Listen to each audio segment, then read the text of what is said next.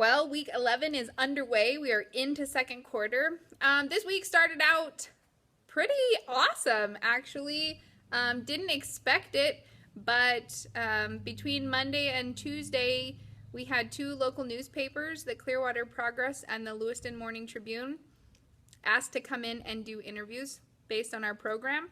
We I was asked to come do a presentation at one of the local colleges for our local region's secondary teachers about the new curriculum that we chose, and they've already invited me this spring to come do a presentation about how we're blending that curriculum and using different technology devices.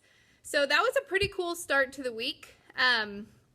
Little nerve-wracking, actually. The first paper came on Wednesday, the Clearwater Progress, their local paper, so their article is going to be coming out this Thursday. So excited to see that. I gathered together a panel. Oops, sorry, there's a bell.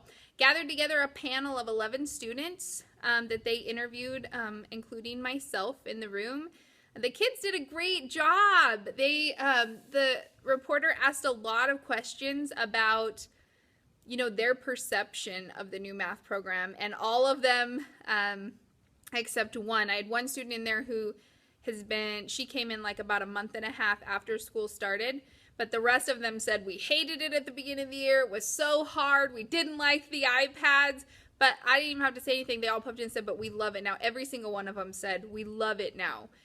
We totally understand why Miss C wanted to do this, and they got to explain the different frustrations they had along the way, how they overcame those frustrations. If I can get the audio, I'll try to publish it because she recorded the audio.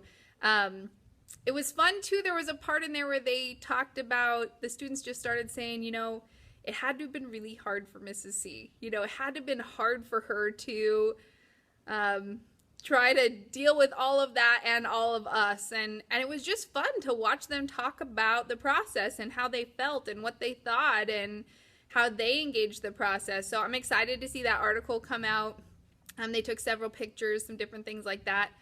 So they're our local newspaper here in the Clearwater Valley. And then Lewiston, Idaho, their newspaper, the Lewiston Morning Tribune, they're coming next week. So we'll see how that one goes. Gonna have another panel of 11 students that they'll get to interview, and then they're gonna observe a class for a little while.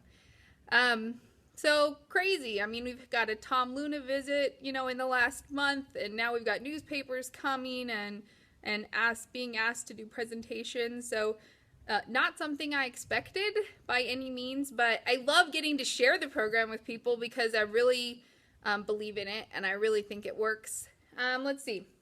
We had a few other things that happened this week.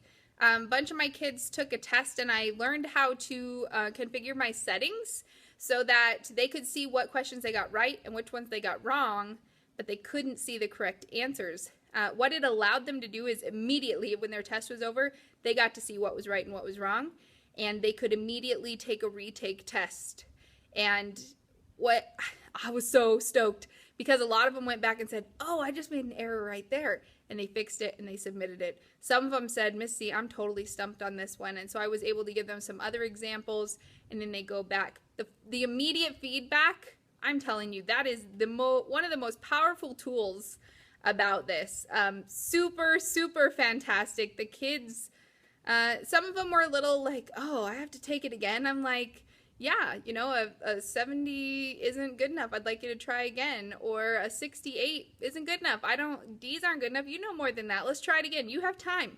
And so I'm definitely pushing them to use their time, but it's pretty awesome. And we're getting some really cool results. So I was super happy about that. Had parent-teacher conferences Thursday and Friday, and actually had a pretty good result. So that was cool. Started creating a demo class. That's probably one of the newer developments this week. Teresa Carter and she's my regional rep. I just kind of said, what if we created a demo class so that parents and community members and other adults could come in and engage in assignments like the students would. And obviously we're going to create easy math questions, but we'll create a digital textbook and we'll create all the different types of assignments that the students engage in so they can come in grab an iPad. We're going to do the first demo class on November 24th, that Monday of Thanksgiving week. They can come in, they can grab an iPad, and they can see what class is like for their student or for the students that attend KHS. So excited to pilot this on my community here in Kamiah, and then we've already had some places kind of asking us to come bring it to them, and so we can show them what it's like. I don't know, so many things. I think probably the last thing I wanted to mention from my journal, when I started creating things over the summer, I created the structure for my classes first. That's been, oh, thank God I did that. That has been really, really important for me. But I only created assignments for the first 2 modules. So now my classes are going into module 3, and yes, that means more work for me right now, but I've been really thinking about the fact that I'm really happy that I only made the first 2 modules, because I've learned so much since the beginning of the year, and I've adjusted some things, and now I have a very clear view of what I want my assignments to look like, what I want my lessons to look like, what I want my tests and quizzes to look like, what I want my modules to look like, that I think in the long run I'm actually saving myself time, because now I'm not going to have to go back in and redo a bunch of stuff, but I'm going to be able to create modules 3 and on based on what I know I really want and what I've figured out really works in the classroom. So just kind of a tip for anybody doing blended learning: if you're gonna create a class from scratch, create the structure, create the systems, but I'm not sure I would create every single assignment over the summer. I think I would get a good structure going, get several modules or units created, and then see how it goes, because I think all of us live and learn, and I think we're all gonna make adjustments once we actually start applying that. So again, great week. Totally amazed at how many people are interested in what we're doing up here in small town of Kamiah, Idaho. But it's exciting and I love it.